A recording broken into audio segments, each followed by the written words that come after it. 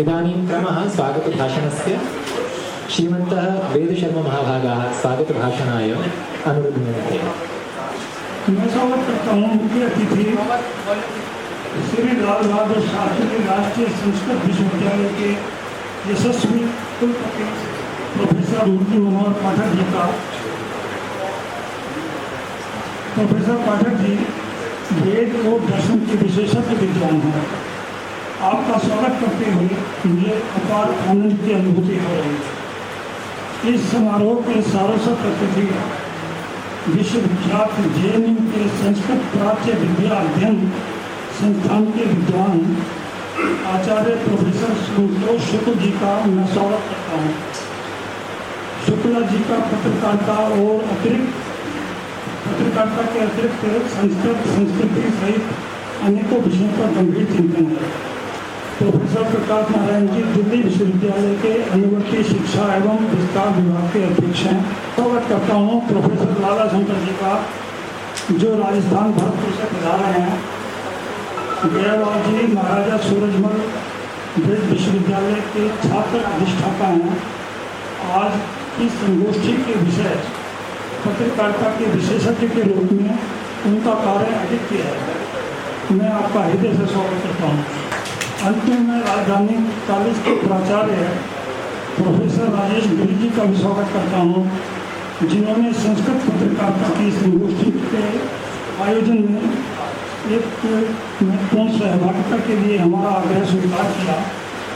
Doctor गिरी संस्कृत के श्रेष्ठ अनुरागी हैं और संस्कृत संवर्धन का कोई भी कार्य करने के लिए हमेशा तत्पर रहते हैं। आज की संगोष्ठी का विषय संस्कृत पत्रकारिता है। संस्कृत पत्रकारिता पर बात की ही जानी चाहिए। विषय पर चर्चा से और गंभीर मंथन से अवश्य संस्कृत और संस्कृत पत्रकारिता का संवर्धन होगा, ऐसा मेरा पूर्ण विश्वास है। आज हम देश के इन महान विद्वानों गुरुजनों जो आज के युग के ऋषि मुनि हैं, उनकी ध्यान रूपी गंगा में स्नान कर अवश्य लाभान्वित होंगे। अंत में मैं थोड़ा संक्षिप्त में ही संस्कृत संवाद समाचार पत्र के बारे में आप सबको थोड़ा जानकारी देना चाहूँगा। इस समाचार पत्र का लोकार्पण 1 जुलाई 2011 को राष्ट्रीय संस्कृत संस्थान के पूर्व कुलपति प्रोफेसर राधा वल्लभ त्रिपाठी जी तथा हमारे पूज्य गुरु जी स्वर्गीय पद्मश्री डॉक्टर रमाकांत शुक्ल जी द्वारा किया गया था। पूज्य शुक्ल गुरु जी आज हमारे बीच में नहीं हैं। उन्होंने संस्कृत संवाद की परामर्शक के रूप में हमें अपना आशीर्वाद दिया था। हम उनकी पुण्य स्मृति को नमन करते हैं। कहते हैं कोई भी कठिन कार्य अक्सर गुरु माता पिता के आशीर्वाद से संपूर्ण हो जाता है। संस्कृत संवाद के साथ भी ऐसा ही कुछ है। आज देश में संस्कृत संवाद के हजारों पाठक हैं। यह हमारे लिए गौरव की बात है। पाठकों का सहयोग, विद्वानों का आशीर्वाद हमें शक्ति प्रदान करता है। धन्यवाद। श्री वेद शर्मा जी ने मेरे से चर्चा की कि 2 दिन का हमें संस्कृत पत्रकारिता पर एक प्रोग्राम करना है। जब कोई पढ़ने लिखने की बात हो, ज्ञान की बात हो और वो मेरे ही महाविद्यालय में अगर कार्यक्रम हो तो मुझे बड़ी खुशी होती है।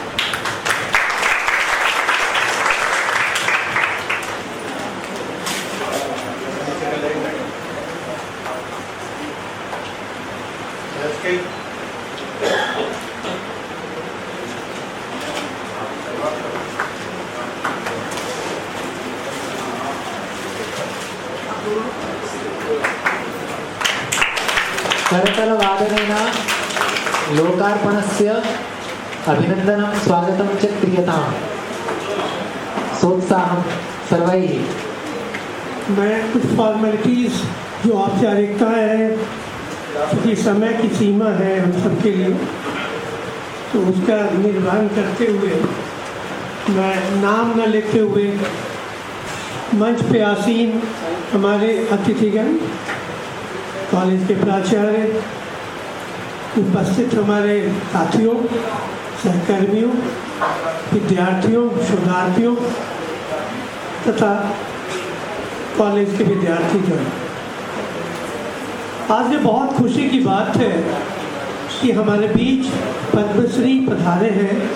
आज के इस युग में जिस संस्कृत भाषा की बात हो रही है और संस्कृत जर्नलिज्म की बात हो रही है, तो मैं उस जर्नलिज्म से पहले मैं कुछ संस्कृत के जो अपने खोई हुई विभूतियाँ हैं हमारी, जिसमें अष्टाध्यायी का नाम हम सभी जानते हैं और ग्रामर की बात हमारे प्राचार्य महोदय ने की है, तो उस अष्टाध्यायी के अध्ययन की ज़रूरत है।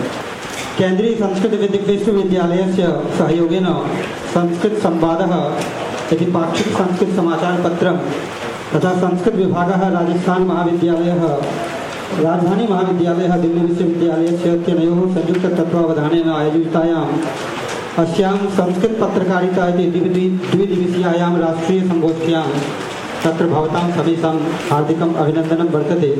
संस्कृत पत्रकारिता का इतिहास, इसके बारे में थोड़ा सा विचार करूंगा, क्योंकि संस्कृत पत्रकारिता मेरा बड़ा प्रिय विषय रहा है और दिल्ली विश्वविद्यालय में जब अध्ययन कर रहा था, आज से कम से कम 32 वर्षों से मैंने इसमें बहुत सारे कार्य किए हैं, बहुत संग्रह किया है और हमारे पास एक विलक्षण संग्रह भी है जो प्रायः कहीं नहीं मिलती है कि जिन जिन संस्थाओं से जो पत्रिकाएं प्रकाशित हुई हैं, खास करके जो शोध पत्रिकाएं हैं, उनके समस्त अंकों का डाटाबेस मैंने बना रखा है और उसके माध्यम से ही हमने एक मेजर रिसर्च प्रोजेक्ट पर काम किया था। उसकी पुस्तक भी प्रकाशित है, स्वातंत्र्योत्तर संस्कृत शोध पत्रकारिता का विवेचनात्मक अध्ययन, काफ़ी बृहदाकार है। और चूँकि पत्रकारिता से जुड़े हुए हैं, थोड़ा सा इतिहास के बारे में बात कर लेते हैं, थोड़ा सा प्राचार्य महोदय की बात के बारे में भी बात करेंगे। और ये हमारा समवाय जो है संस्कृत पत्रकारिता का बड़ा विशाल है। पूरे ही देश में कम से कम नहीं तो कम से कम यही 700 संस्कृत पत्रिकाओं की सूची है जो विभिन्न रूपों में प्रकाशित हुई, कुछ चलती रही, कुछ रुक गई, कुछ नहीं जुड़ गई, तो एक पूरा संग्रह वहाँ पर रखा है मैंने। हमारी संस्कृत पत्रकारिता का आरंभ 1 जून 1866 से होता है, जो काशी विद्या सुधा निधि पत्रिका का नाम है, जिसे पंडित पत्रिका के नाम से भी जानते थे और ये वाराणसी से प्रकाशित होती थी। हम यदि संस्कृत पत्रकारिता का कालखंड का निर्धारण करें तो हमने उसे 3 भागों में बांटा था कि स्वतंत्रता से पूर्व की संस्कृत पत्रकारिता, स्वतंत्रता के काल की संस्कृत पत्रकारिता और स्वातंत्र्योत्तर संस्कृत पत्रकारिता।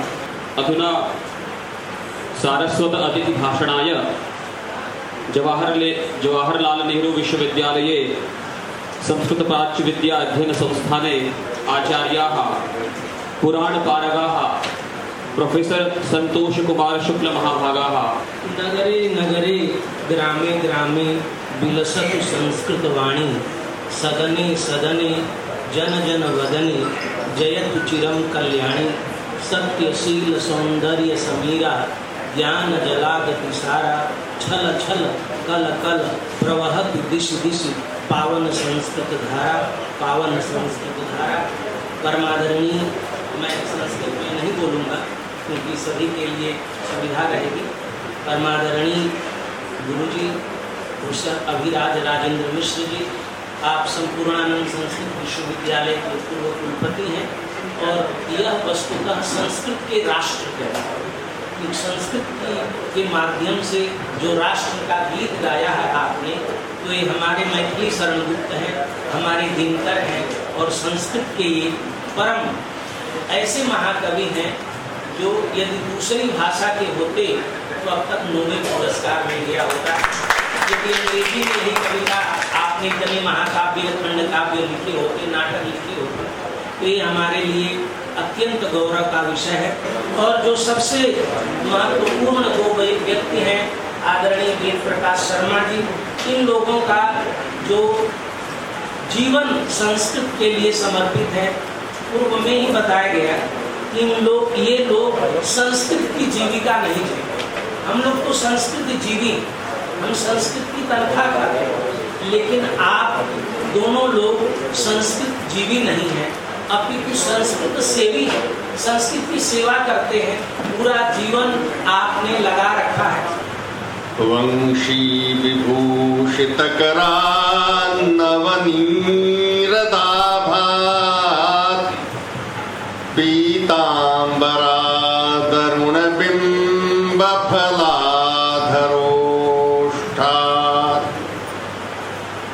पूर्णेन्दु सुंदर मुखादरविंद नेत्रात् कृष्णात् परं किमपि तत्त्वमहं न जाने, कृष्णात् परं किमपि तत्त्वमहं न जाने।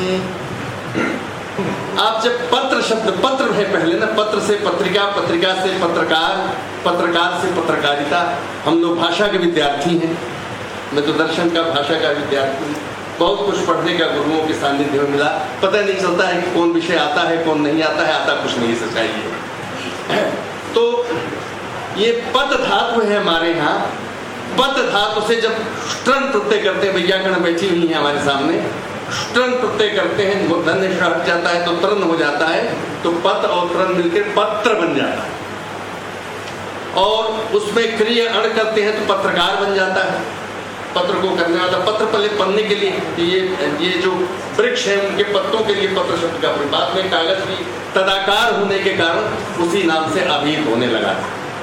तो उसके बाद से पत्रकारिता, पत्र के साथ क्रि आया, क्रि से ऋणिनी आया, ऋणिनी से तल आया, तल से टाप आया। यानी पत्रकार करने की, पत्रा बनाने की जो विधा है, जो शैली है, जो योग्यता है, जो दक्षता है, जो क्षमता है, वह है पत्रकारिता। तो ये पत्रकारिता का स्वरूप हमारे सामने आया। ये कहाँ से आया, इस पर बहुत कुछ ग्यावाल जी ने आपके सामने बताया। मैं तो वेद का ही विद्यार्थी हूँ और ऋग्वेद तो बहुत बार पढ़ा है, अनेकशः पढ़ा है पीएचडी करने के सिलसिले में। अगर हम पत्रकारिता के प्रारंभ की बात करें तो हमें वेद के संवाद सूक्तों में पत्रकारिता के बीच, चाहे वो विश्वामित्र नदी संवाद हो, चाहे वो शर्मा पड़ी संवाद हो, चाहे जितने भी और संवाद हैं, सारे संयमी है 5-6 मिला के, तो उन संवाद सूक्तों में से ही कहीं न कहीं ये पत्रकारिता और पत्रकार निकला।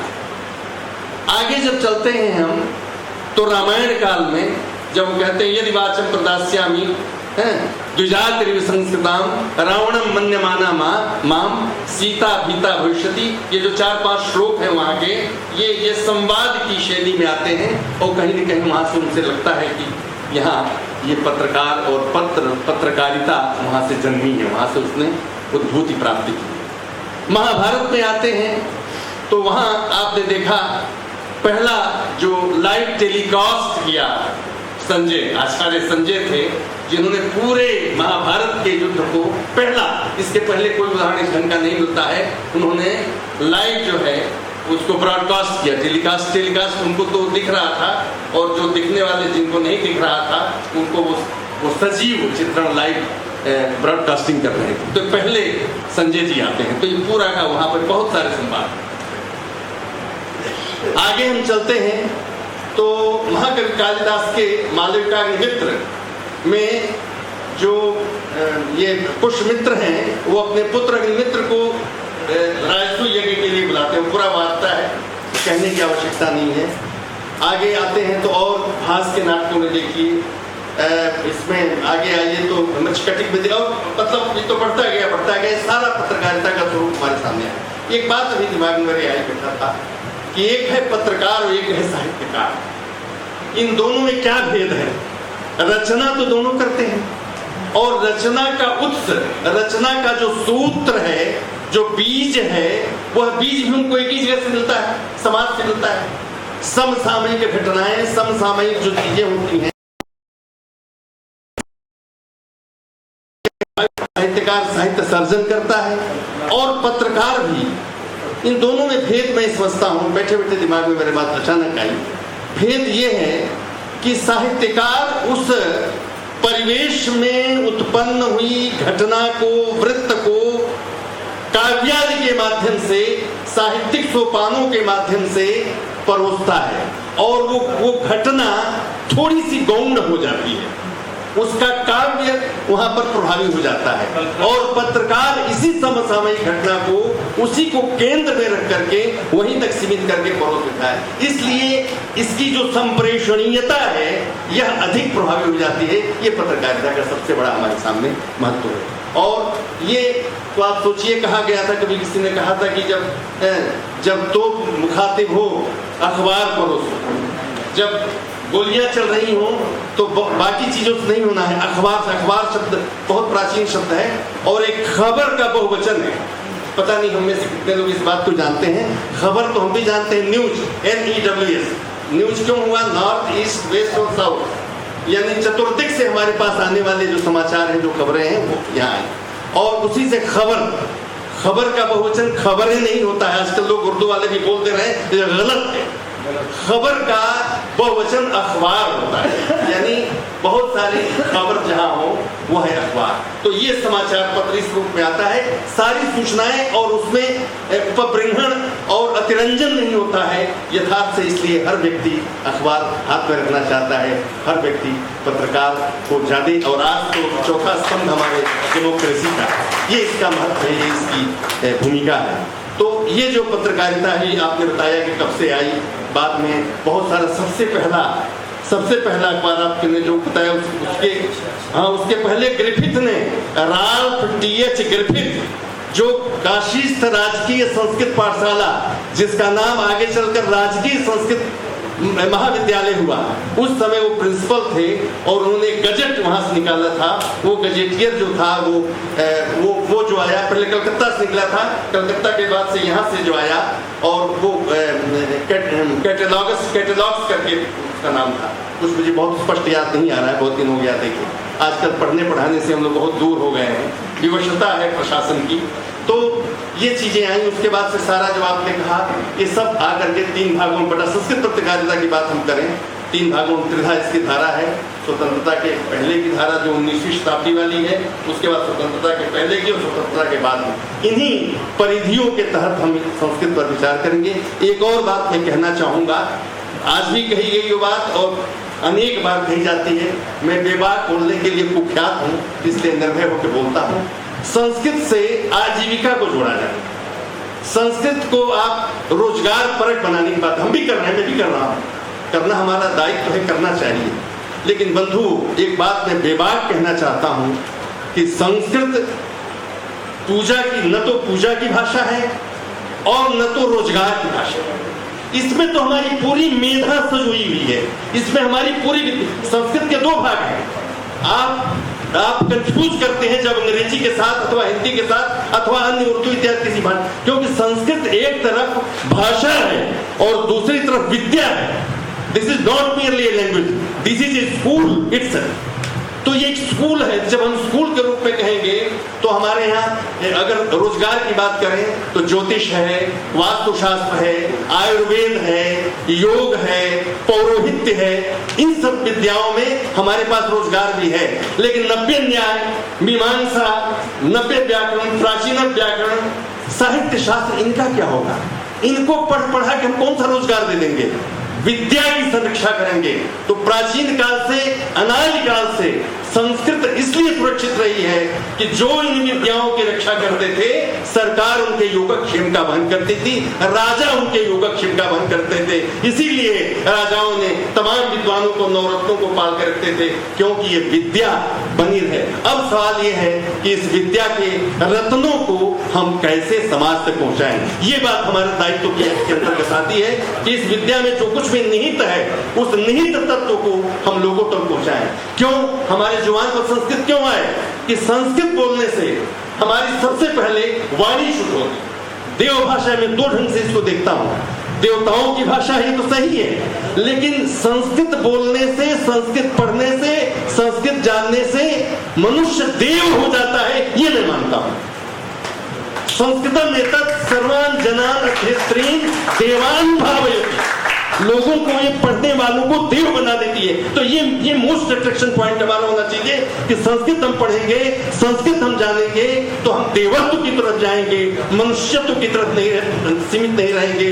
हम अनृत से हम असत्य की ओर जाएंगे, असत्य से सत्य की इदम हम अनृता सत्यमुपैमि, शुक्ल यजुर्वेद का प्रथम अध्याय कहता है। तो अब आप सोचिए कि ये जो भाषा है, ये जो विद्या है, इसे हम कैसे लोगों में संप्रेषित करें,